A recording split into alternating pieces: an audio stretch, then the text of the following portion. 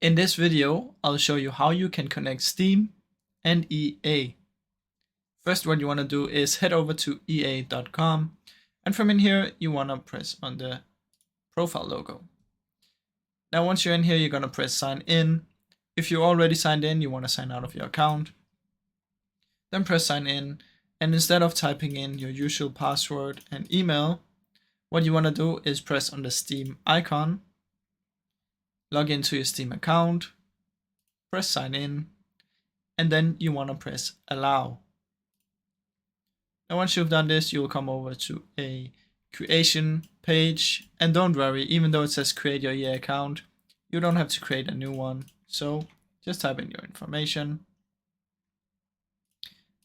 Next. Then use the email address that's used with your Steam account.